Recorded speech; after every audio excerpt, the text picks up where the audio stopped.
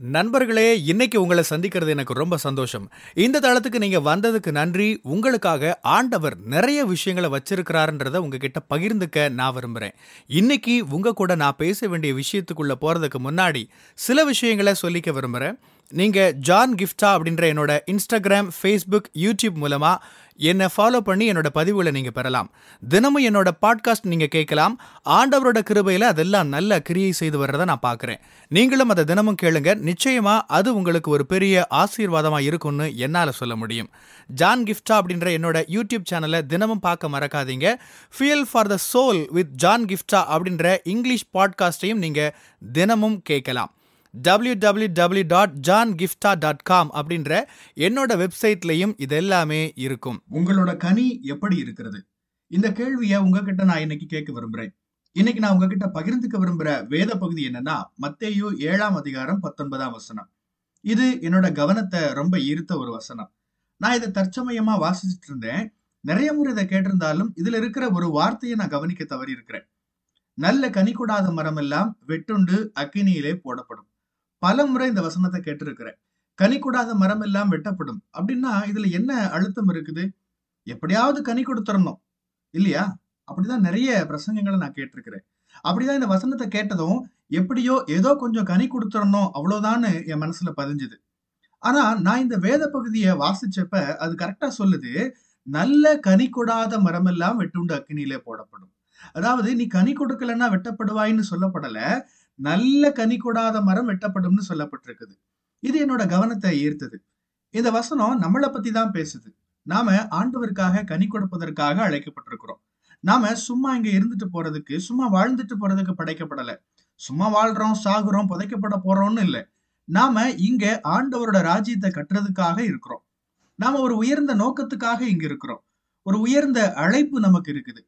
ஆண்டவரோட தெய்வீக திட்டத்தின்படிதான் நாம இங்க இருக்கிறோம். அப்படி ஒரு சூழல்ல நாம ஆண்டவர் நம்மை எதுக்காக படைச்சாரோ அந்த குறிப்பிட்ட பணியை நிறைவேற்றியே ஆகணும். அதோட ஒரு பகுதியா நம்ம கனி கொடுக்கணும். வெறுமனே கனி கொடுத்தா மட்டும் போதாது, நீங்களும் நானும் நல்ல கனிகளை கொடுக்கணும்னு வேதம் சொல்லுது. ஏன்னா நாம நல்ல கனி கொடுக்கலன்னா வெட்டப்படுவோம். அதுல எந்த பயனுமே இல்ல, எந்த அர்த்தமும் இல்ல. மாங்காய் நல்லா இல்லைனாலும் பரவாயில்லைங்க, இந்த மரத்து பழம் ருசியா இல்லைனாலும் பரவாயில்லைங்க, அதை வெட்டுறதை பத்தி நான் யோசிக்க மாட்டேன்னு யாரும் சொல்ல மாட்டாங்க. நாம எல்லாருமே நல்ல ருசியா இருக்கக்கூடிய பழத்தை தான் விரும்புறோம். அந்த பழத்துக்கு என்ன ருசி இருக்கணுமோ அது கொடுக்கணும். நாம் அதை எதிர்பார்க்கிறோம். பார்வைக்கு நல்லா இருக்கிற ஒரு பழத்தை நான் விரும்புறேன். அதே போல ஊட்டச்சத்து நிறைஞ்ச பழமாவும் அது இருக்கணும்னு நம்ம எதிர்பார்க்கிறோம். என்ன சொல்றோம்? ஒரு பழம் எல்லா வகையிலையும் சிறப்பானதா இருக்கணும். அப்படி இருக்கிறப்ப நாம மட்டும் நான் ஏதாச்சும் ஆண்டவருக்கு கனி கொடுத்தா போதும், ஆண்டவருக்காக ஏதாவது கொஞ்சம் செஞ்சுட்டா போதும், கொஞ்சம் நேரம் கொடுத்தா போதும், ஏதாவது ஒரு ஊழியம் செஞ்சா போதும், கோயிலுக்கு போனா போதும் அப்படின்னு அந்த பழமே போதும், அந்த கனியே போதும்னு எப்படி நம்ம சொல்ல முடியும்? ஏன்னா ஆண்டவர் நல்ல கனி கொடுக்கலன்னா நீ வெட்டப்படுவேன்னு சொல்றாரே. நீங்க விரும்புற அளவுக்கு ஊழியம் செய்யறது போதாது, நீங்க நல்ல கனி கொடுக்கிற ஒரு நபரா மாறணும். நீங்க நல்ல கனி கொடுக்குறீங்களா? ஏதோ ஒரு கனி கொடுக்குறேன்னு சொல்றீங்களா? இல்ல. நீங்க நல்ல கனிகள கொடுக்கணும். நீங்க ஒருவேளை சொல்லலாம், "ஜான், இதெல்லாம் அதிகம்" அப்படின்னு சொல்றீங்களா? கவனிங்க, நான் எப்பவும் சொல்றதுதான், ஊழியன்றது நீங்க ஆண்டவருக்காக செய்றது இல்ல. ஊழியன்றது ஆண்டவர் உங்க மூலமா என்ன செய்ய விரும்புறார் அப்படின்றது தான். திரும்பவும் சொல்றேன். ஊழியன்றது நீங்க ஆண்டவருக்காக என்ன செய்றீங்க அப்படின்றது இல்ல. ஊழியன்றது ஆண்டவர் உங்க மூலமா என்ன செய்ய விரும்புறார் அப்படின்றது தான். அந்த கனிய நீங்க எப்படி குடுப்பீங்க? அது நீங்களே கொடுக்க முடியாது. நீங்களே அத குடுத்துறலாம்ன்னு முயற்சிக்க முடியாது. நீங்க அந்த ஒரு இடத்துக்கு போகணும். யோவான் 15ஆம் அதிகாரம் 5ஆம் வசனம் இயேசு சொல்றாரு, "நானே திராட்சை செடி, நீங்கள் கொடிகள். ஒருவன் என்னிலும், நான் அவனிலும் நிலைத்திருந்தால் அவன் மிகுந்த கனிகளை கொடுப்பான். என்னை அல்லாமல் உங்களால் ஒன்றும் செய்யக்கூடாது. நீங்கள் என்னில் நிலைத்திருந்தால் நான் உங்களில் நிலைத்திருப்பேன். நீங்கள் மிகுந்த கனிகளை கொடுப்பீர்கள்." நீங்க நல்ல கனி கொடுக்க விரும்புறீங்களா? நீங்க மிகுந்த கனிகளை கொடுக்க விரும்புறீங்களா? உங்களோட சொந்த முயற்சினால அதை செஞ்சிடலாம்னு முயற்சி பண்றீங்களா? ஏன் கேட்கிறேன்னா, இயேசு சொல்றாரு, "என்னை அல்லாமல் உங்களால் ஒன்றும் செய்யக்கூடாது." இத நீங்க உங்க சொந்த முயற்சியில செய்ய முயற்சி செஞ்சீங்கன்னா அது வேலைக்கு ஆகாது.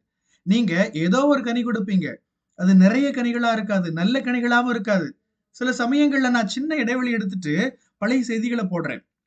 அத ஒத்துக்கிறேன். எப்பவாவது நான் அத செய்றேன். அடிக்கடி இல்ல. எப்பவாவது நான் செய்றேன். பழைய செய்திகள பாட்காஸ்ட்ல நான் குடுத்துட்டு இருக்கிறேன்.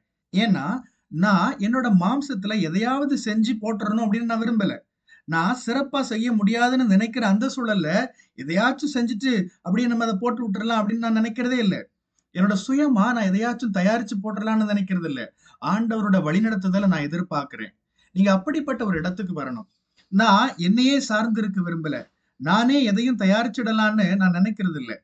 நான் ஆண்டவரை சார்ந்திருக்கிறேன். நான் அவர்ல இருக்க விரும்புறேன். அவரில் நிலைத்திருக்க விரும்புகிறேன். அவரும் என்னில் நிலைத்திருக்கணும்னு நான் விரும்புறேன். அப்பதான் என்னால நிறைய கனிகளை கொடுக்க முடியும். இன்னைக்கு நான் இந்த கேள்வியை உங்ககிட்ட கேட்க விரும்புறேன். நீங்க ஆண்டவரில் நிலைச்சிருக்கிறீங்களா? அவர் உங்கள நிலைச்சிருக்கிறாரா? ஆண்டவரோட உங்கள் உறவு எப்படி இருக்குது?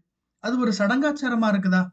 காலையில எந்திரிச்சதும் கடமைக்கு கொஞ்சம் வேத பகுதியை வாசிச்சுட்டு ஜெபம் பண்ணிட்டு மீதி நாள் முழுசும் உங்க இஷ்டப்படி வாழ்றீங்களா? இல்ல தொடர்ச்சியா அவர்ல நிலைச்சு நிக்கிறீங்களா? நம்ம எல்லாருமே ஒரு அட்மாஸ்பியர்ல வளிமண்டலத்துல இருக்கிறோம். நம்மள சுத்தி காத்து இருக்குது. அதுல நிறைய என்னெல்லாமோ இருக்குது. நாம அதுக்குள்ளதான் இருக்கிறோம். என்னெல்லாமோ துகள்கள் நமக்குள்ள போய்கிட்டும் வந்துகிட்டும் மூக்கு வழியா போய்கிட்டும் வந்துகிட்டும் தான் இருக்குது. அதாவது நாம இந்த அட்மாஸ்பியர்ல வளிமண்டலத்துல நாம இருக்கிறோம். அதுல முழுமையா இருக்கிறோம். அது நமக்குள்ள முழுமையா இருக்குது. நீங்க அப்படி கற்பனை செஞ்சு பாருங்க. நீங்களும் நானும் ஆண்டவர்லயும் ஆண்டவரால முழுமையா சூழப்பட்டும் இருக்கணும். அவரோட பிரசன்னத்துல இருக்கணும். எப்பவும் அவரோட பிரசன்னத்தை உணரணும். தொடர்ந்து அவரோட ஐக்கியத்துல இருக்கணும். அந்த இடத்துல இருந்து தான் நீங்க மிகுந்த கனிகளை கொடுக்க முடியும். அந்த இடத்துல இருந்து நீங்க செயல்பட்டாதான் நீங்க நல்ல கனிகளை கொடுக்க முடியும். நீங்க அப்படி கொடுக்கும்படி உங்களுக்காக நான் ஜெபிக்கிறேன். நீங்க வெட்கப்பட மாட்டீங்க. நீங்க வெட்டப்பட மாட்டீங்க. இயேசுவின் நாமத்தில் நான் ஜெபிக்கிறேன். ஆமென். கர்த்தர் உங்களை ஆசீர்வதிப்பாராக. உங்களுடைய பகுதிகளில் பிரசங்கிக்க என்னை அழைக்க நீங்க விரும்பினா டிஸ்கிரிப்ஷன்ல இருக்கிற இமெயில் மூலமா என்ன நீங்க தொடர்பு கொள்ளலாம். பிரியமானவங்களே, இந்த செய்தி மூலமா நீங்க உற்சாகம் அடைஞ்சிருப்பீங்க, ஆசீர்வதிக்கப்பட்டிருப்பீங்கன்னு விசுவாசிக்கிறேன். திரும்பவும் ஞாபகப்படுத்துறேன், நீங்க ஜான் கிஃப்டா அப்படின்ற என்னோட இன்ஸ்டாகிராம், ஃபேஸ்புக், யூடியூப் மூலமா என்னை ஃபாலோ பண்ணி என்னோட பதிவுகளை பெறலாம். ஜான் கிஃப்டா அப்படின்ற என்னோட யூடியூப் சேனலை தினமும் பார்க்க மறக்காதீங்க. Fuel for the soul with John Gifta அப்படின்ற இங்கிலீஷ் பாட்காஸ்ட்டையும் நீங்க தினமும் கேட்கலாம். பாட்காஸ்ட் எபிசோடுக்கு நீங்க உங்களோட ரேட்டிங், ரிவ்யூ கொடுத்து ஷேர் பண்ண மறக்காதீங்க. www.johngifta.com அப்படின்ற என்னோட வெப்சைட்லையும் இது எல்லாமே இருக்கும். இந்த ஊழியத்தால நீங்க ஆசீர்வதிக்கப்பட்டிருந்து மற்றவங்களுக்கும் இதே ஆசீர்வாதம் சேரணும்னு விரும்பினா நீங்களும் எங்க கூட சேர்ந்து ஆண்டவரோட ராஜ்யத்தை கட்டுற இந்த பணியை உங்களோட நிதி ஆதரவு மூலமாகவும் தாங்கலாம். கூகுள் பே அல்லது நெட் பேங்கிங் அல்லது பேபால் மூலமா நீங்க ஆதரவு தரலாம். எல்லா விவரங்களையும் டிஸ்கிரிப்ஷன்ல நீங்க பார்க்கலாம். ஆண்டவர் உங்களை ஆசீர்வதிப்பாராக.